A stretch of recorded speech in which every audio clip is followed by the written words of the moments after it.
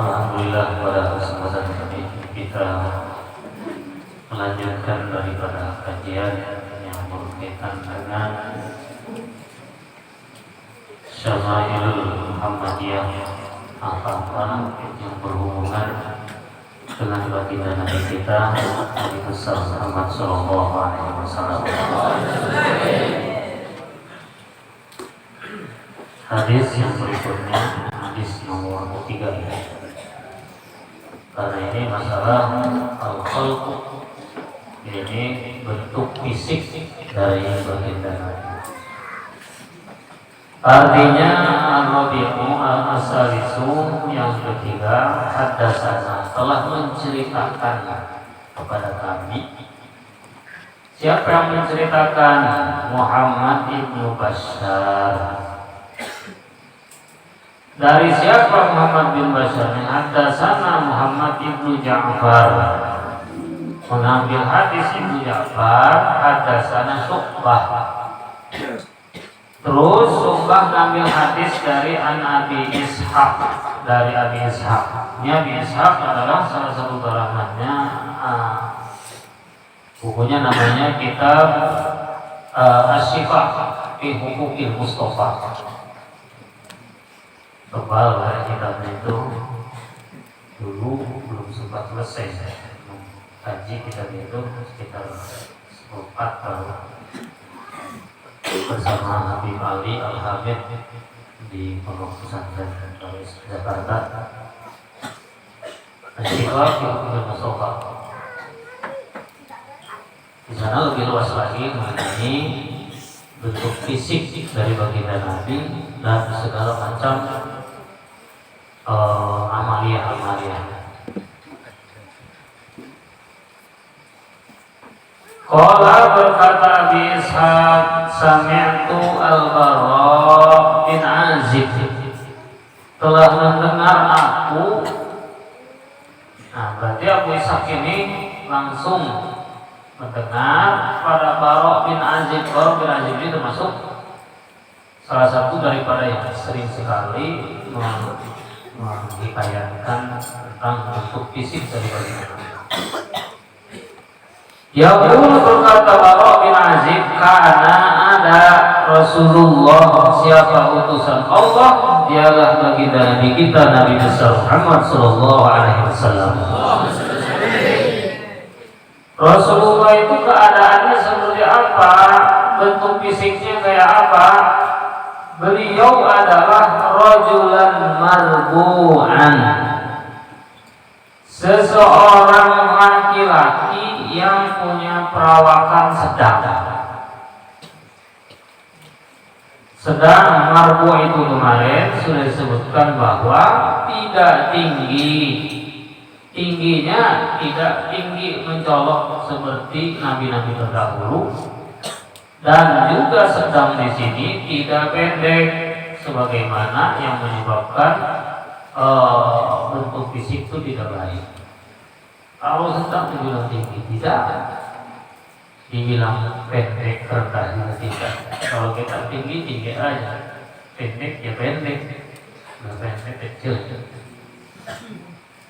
Seperti saya ngomongnya, yang udah pendek kecil itu pula.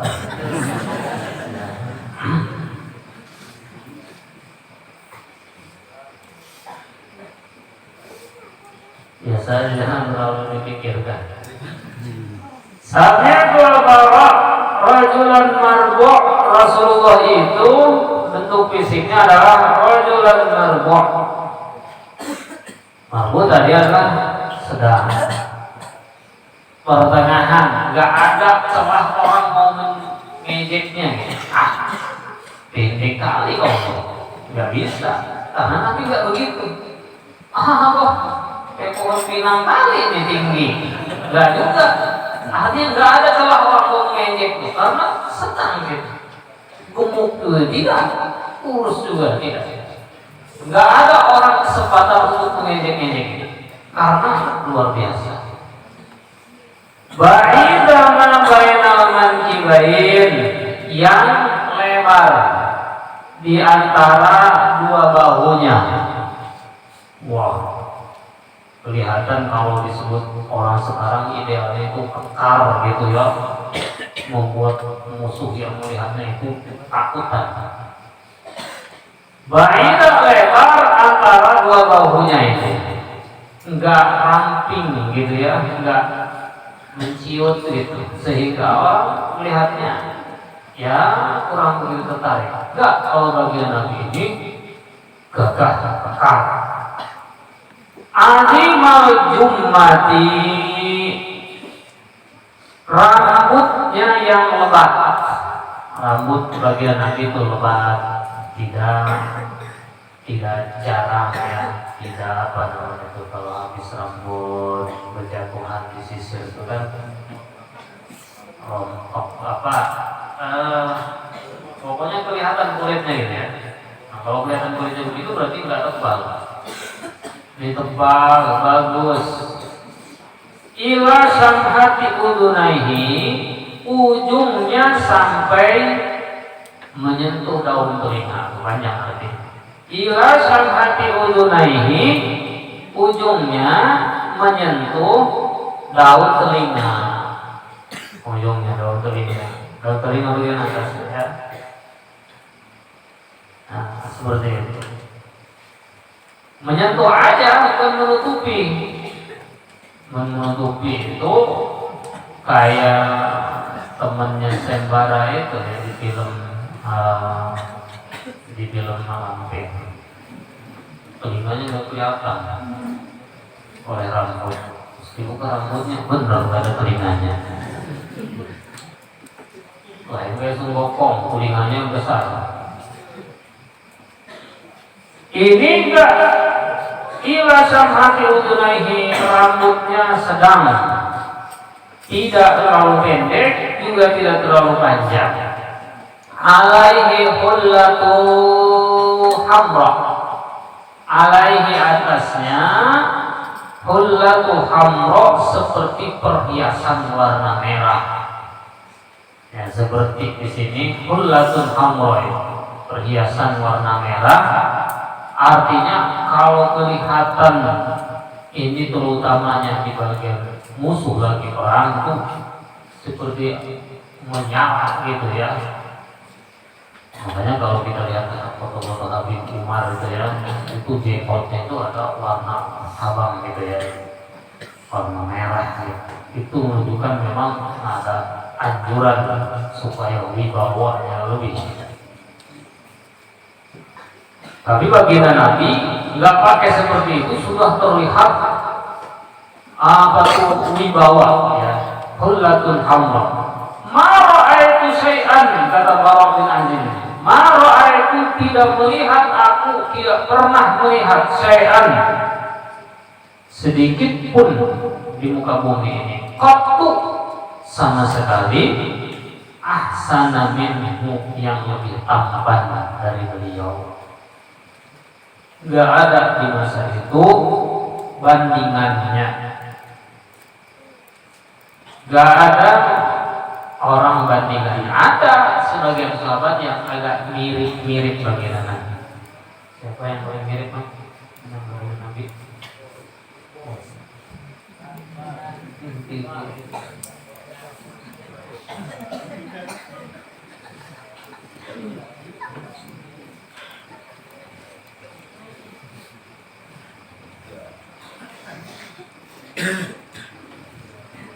Marahaitu syai'an qad ahsana minhu,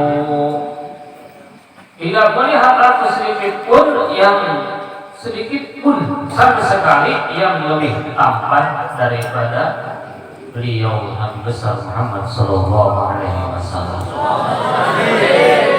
Pokoknya udah nggak ada duanya di muka bumi, cuma satu aja. Hadis yang keempat, haddatsana Mahmud ibnu Ghailan, haddatsana Waqi' wa haddatsana Sufyan. Waqi' ini adalah guru daripada Imam Syafi'i ya. An Abi Ishaq, lewat Abi Ishaq juga ini hadisnya, Anil Bara bin Azib qala, ma ra'aitu, tidak pernah melihat aku min di limmatin, dari yang mempunyai ujung rambut. Di limmatin itu yang mempunyai ujung rambut. Fi hullatin hamra, di dalam perhiasan warna merah. Ahsana min Rasulillah, yang lebih bagus daripada baginda Rasul sallallahu alaihi wasallam. Bagaimana kalau kalimat ahsan lebih bagus itu, apakah ada bandingannya? Enggak ada bandingan. Kalau umpamanya Zaid lebih tampan daripada Umar umpamanya, berarti ada masih sisi bandingannya. Kita bandingkan Zaid dengan Umar. Setelah kita ditilik, mau apa bandingannya? Zaid lebih tampan. Berarti itu masih ada perbandingan. Tapi kalau Nabi dibandingkan dengan siapa ini? Kalimat ahsan itu kalimat al-tabdil, lebih segala-galanya, tidak ada bagian. Yang mau dibandingkan dengan siapa? Itu makna ahsannya ya. Tidak ada. Kenapa beliau lahu syahrun? Lahu bagi beliau Nabi syahrun, rambut. Ini sedang menggambarkan rambutnya. Yadribu mankibaihi, yang menyentuh. Ia syahrun mankibaihi, akan kedua pundaknya. Ba'idu ma bainal mankibain, ba'id yang lebar. Ma bainal mankibain, antara dua bahunya. Dua bahunya itu lebar. Lam yakun bil qasir, yang fisiknya tidak, lam yakun yang tidak ada fisiknya Nabi, bil qasir itu pendek, wala bil tawil, dan tidak tinggi. Tidak tinggi yang menyebabkan jelek bentuknya, dan tidak pendek yang menyebabkan orang bisa mengolok-oloknya. Jadi seperti tadi. Jadi seperti itu. Kita sekarang sudah memasuki kepada bentuk fisik baginda Nabi dari masalah rambutnya, seperti itu ya. Hadatsana Muhammad ibnu Ismail telah menceritakan kepada kami, yang kelimanya ini Muhammad ibnu Ismail hadatsana Abu Nu'aim hadatsana Al-Mas'udi an Utsman ibni Muslim ibni Hurmuza an Nafi' bin Jubair bin Mut'im. Nafi' ini kalau mengambil agama itu lewat Imam Nafi' nantinya. Baik Imam Malik, Imam Syafi'i, dan yang lainnya itu jurusannya atasnya itu kepada Imam Nafi'. Bin Jubair bin Mut'im an Ali bin Abi Thalib, dari Sayyidina Ali bin Abi Thalib karramallahu wajhahu wa radhiyallahu anhu. Nah ini sudah dekat ini. Tadi dari Qarab bin Azib, sekarang lewat jalur Sayyidina Ali yang sudah jelas sekali kalau Sayyidina Ali itu adalah orang yang tentunya dari anak-anak, kalangan anak-anak itu kan yang pertama kali berjumpa dengan Nabi. Terus bahkan jadi menantunya, terus jadi sahabatnya. Pokoknya kalau dapat kabar tentang fisik baginda Nabi dari Sayyidina Ali ini udah sempurna banget gitu ya, karena beliau langsung gitu ya, langsung bersama-sama. Kalau berkata Sayyidina Ali, lam yakunin Nabi, tidak ada fisik baginda Nabi sallallahu alaihi wasallam bitawil, itu tinggi, wala bil qasir, dan tidak pendek. Tidak tinggi jangkung, pendek tidak. Sa'nul kafain, sasnul kafaini, yang tebal kedua telapak tangannya, wal qadamain, dan kedua telapak kakinya itu tebal. Tebal itu tebal bawaan yang menunjukkan wibawa yang tinggi. Kalau kita itu tebalnya jadi-jadian. Habis ngopang kelapa kelamaan tebal kelapa itu bukan namanya tebal jadi-jadian. Awalnya sih tidak tebal itu, tiba-tiba kok tebal. Wal qadamin, kedua telapak kaki-kakinya. Dohur raksi, yang besar kepalanya. Besar kepala ini sesuai dengan perawakannya. Artinya tidak kecil kepalanya, badan besar kepala kecil, bukan sesuai. Sama dengan sebaliknya, kepala besar badan kecil. Wah, ini bahaya juga. Dohul karodisi, yang besar persendiannya. Kalau biasanya bibit besar itu dia dari persendian-persendiannya itu besar-besar semuanya. Tawilul masrubah, yang lebat bulu dadanya. Dadanya berbulu, bagian dadanya berbulu. Ila masya takaffa'a takaffu'an, apabila berjalan takaffa'a takaffu'an, tubuhnya bergerak dengan gerakan seperti bergoyang, nggak kayak robot gitu jalannya, tapi beriringan. Idza masya, apabila berjalan, takaffa'a, tubuhnya itu bergerak, takaffu'an, dengan gerakan. Ka'annama yanhattu min sobab, seperti yanhattu sedang menuruni atau sedang turun, min sobabin, dari tanah yang tinggi, yang landai, tanah yang landai bergelombang. Kalau berjalan seperti itu walaupun di tempat yang datar,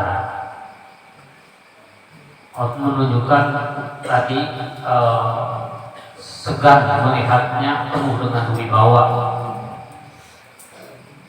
La qablahu, yang tidak pernah melihat aku, kata Sayyidina Ali, qablahu, sebelumnya, wala ba'dahu, dan tidak sesudahnya, mislahu, seperti baginda Nabi kita, Nabi besar Muhammad sallallahu alaihi wasallam.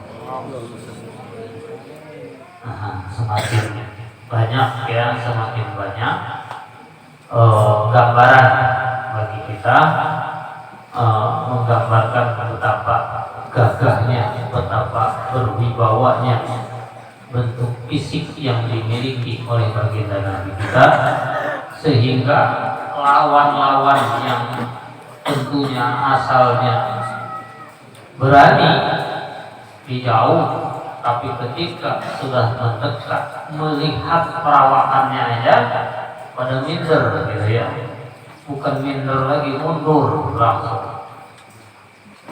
Hanya satu orang yang dulu mantan tukang begal gitu ya, tukang merampok di jalanan, itu namanya ukasah ya. Ukasah itu adalah manusia yang ingin melihat langsung kan fisiknya baginda Nabi itu seperti apa menjelang wafatnya baginda Nabi. Jadi lama nih Rasulullah lagi sakit itu beberapa hari para sahabat tidak berjumpa dengan baginda Nabi.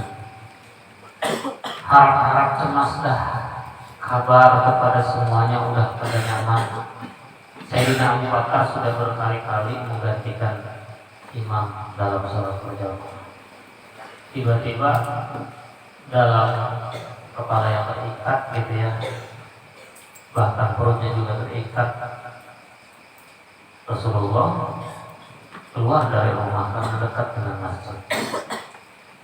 Riuh para sahabat semuanya, gembira, senang, tapi juga sedih. Kenapa sedih? Dari cara jalan baginda Nabi nggak segagah seperti biasanya. mungkin menahan sakit, tetapi sakit itu nggak diperlihatkan. Ini di antara kumpulan para sahabat hadir semuanya. Sayyidina Umar yang hampir bertepatan di depan tempat khutbah, karena Rasulullah sudah lama nggak menyampaikan ilmu hadis-hadis kepada para sahabat. Tiba-tiba ternyata apa yang disampaikan oleh baginda Nabi ini sangat penting sekali. Tahukah kalian wahai sahabat semuanya, kepada siapa kalian menyembah? Apakah kalian menyembah Allah? Maka mereka para sahabat menjawab, amantu billah, amanna billah, kami iman kepada Allah. Kami masih tetap tauhid kepada Allah. Tapi ada kalimat yang, wahai sahabat-sahabat, sepertinya hari ini sudah menjelang malam. Artinya sudah tahu isyarat bahwa beliau tidak akan makan. Tiba-tiba Rasulullah SAW menyampaikan hal yang penting. Barang siapa yang punya hutang, yang pernah aku berhutang kepada kalian, sedangkan aku lupa, padahkan gitu ya. Bilangkan pada kesempatan ini, silahkan. Siapa yang merasa saya punya hutang kepada semuanya, terus terang di kesempatan ini. Dan yang paling penting ada kalimat man kuntu jalantu dhuhran fahadha dhuhri, katanya fa'ukibli, katanya gitu. Dan barang siapa yang pernah di antara kalian ini, punggungnya kah, badannya kah, yang pernah merasa aku pukul, nah giliran aku sekarang nih, silahkan kalian membalas. Fa'ukibli, silahkan balas pada kesempatan ini. Para sahabat satu sama lain saling melihat, ada merespon nggak dia? Sebelah pojokan sana sini, nggak ada, terdiam semua. Karena sudah tahu ini perasaan Nabi menyampaikan begitu saat sakit juga beliau. Adakah yang berani kira-kira muncul? Tiba-tiba ada yang berdiri. Aku ya Rasulullah yang akan membalas. Dia adalah Ukasha. Ukasha ini adalah mantan preman. Dia sudah preman tuh terus terang aja ya, nggak pakai tutup-tutupi. Udah, pokoknya yang pernah merasa Rasulullah mukul saya akan balas pada kesempatan ini. Kikir para sahabat yang lain, riuh semua. Siapa berani-beraninya. Udah geram pokoknya semuanya. Hampir emosi seberataan pokoknya. Udah, walaupun kamu pernah dipukul, jangan bilang. Kasihan nanti lagi sakit. Banyak yang protes semuanya. Enggak. Pokoknya sesuai dengan permintaan Nabi. Nabi tadi minta dipukul karena Nabi ya Rasulullah dulu di perang Uhud, ingat nggak engkau ya Rasulullah? Engkau kan waktu itu nyambut pecut. Pecut itu untuk memukul kuda belakang itu biar maju. Cekrek gitu ya. Ya Rasulullah, itu yang dipukul itu bukan kuda, tapi aku di belakang, kata Ukasha. Jadi punggungku kena pukul oleh engkau. Saatnya aku mau membalas sekarang. Itu Ukasha. Di perang Uhud, ingat dia. Waktu itu aku enggak pakai baju, kata Ukasha. Jadi pada kesempatan ini engkau juga harus sama melakukan apa yang terjadi pada saat itu. Akhirnya satu persatu setelah Rasulullah SAW menjelaskan kembali dengan suara yang gemetar. Gemetar ini karena menahan sakit. wahai Ali, kalau nggak salah Sayyidina Ali, ambil pecut di rumah. Jadi Sayyidina Ali beranjak, kemudian ke jalan ke rumah, sampai ke rumah, di sana ada Fatimah, putrinya Rasul, termasuk istrinya daripada Sayyidina Ali. Wahai Fatimah, di mana baginda Nabi meletakkan pecut? Maka tanyakan, untuk apa pecut? Ada seorang yang kurang ajar, kata Sayyidina Ali kepada istri. Ada orang yang kurang ajar di masjid, dia mau membalas baginda Nabi. Kata Fatimah, wahai suamiku, pecut ini akan aku bawa, tetapi aku akan serahkan sama orang itu dan aku rela dipukul berkali-kali pun asal jangan ayahku. Lama itu yang menjadi pembela adalah Sayyidatina Fatimah. Aku tidak akan rela ayahku dipukul, gitu kata Fatimah. Akhirnya Sayyidatina Fatimah menyerahkan pecut itu kepada Sayyidina Ali, dan sampai di masjid ternyata Rasulullah melarang, jangan, ini urusanku dengan dia. Jadi urusan dia dengan aku, kata baginda Nabi. Gak mungkin kalian ini bisa membelanya. Akhirnya pada saat itu juga, ini panjang ceritanya nih, kayaknya nggak bisa malam ini selesaikan. Insyaallah kita akan lanjutkan ya dalam kesempatan berikutnya, di mana Rasulullah SAW apakah nanti sesuai dengan apa yang disangkakannya, man kuntu jalantu dhahran fahada dhahri fa'auqidni, ini adalah punggungku, silahkan yang pernah tersakiti balas di hari ini.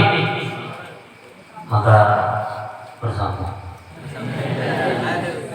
Allah akan kita bahas dalam kesempatan yang akan datang, yang berkaitan juga dengan membahas postur tubuh baginda Nabi yang selanjutnya, untuk fisik baginda Nabi, termasuk jenggotnya, termasuk juga yang lain-lainnya. Ini ya, masih ada beberapa hadis yang kedepannya sampai 14 hadis menunjukkan bentuk fisiknya. Mudah-mudahan dengan sebab dibacanya ini turun berkah di tempat ini, ilmu kita diberkahkan, dan tentunya kita ditambahkan cinta kepada baginda Nabi kita Nabi besar Muhammad Sallallahu Alaihi Wasallam. Sampai di sini, wallahu a'lam bishawab. Subhanallahumma wa bihamdika asyhadu an la ilaha illa anta astaghfiruka wa atubu ilaik.